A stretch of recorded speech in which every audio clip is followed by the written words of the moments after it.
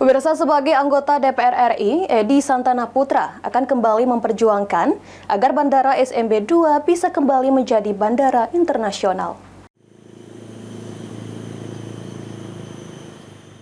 Turun grade-nya Bandara Sultan Mahmud Badarudin II cukup disesalkan oleh banyak orang. Tidak terkecuali Edi Santana Putra yang merupakan anggota DPR RI yang juga mantan wali kota Palembang.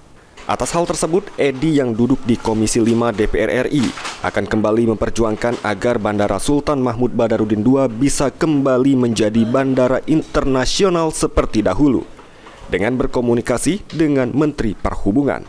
Menurut Edi, masih cukup ada beberapa maskapai luar yang berminat terbang ke Bandara Sultan Mahmud Badarudin II, sehingga dirinya berusaha untuk memperjuangkan supaya Bandara Sultan Mahmud Badarudin II kembali menjadi bandara internasional seperti dahulu. Setidaknya ke Malaysia lah. Karena ke Singapura umpamanya lewat Batam. Ada sehari 3 kali, kadang 4 kali dari Palembang. Di Malaysia. Seperti diketahui beberapa waktu lalu melalui sebuah keputusan Menteri Perhubungan, Bandara Sultan Mahmud Badarudin II turun grade dari internasional menjadi domestik. Hal ini menimbulkan kekecewaan warga Palembang karena Bandara Sultan Mahmud Badarudin II sudah puluhan tahun menjadi bandara internasional. Firman Hidayat, PAL TV.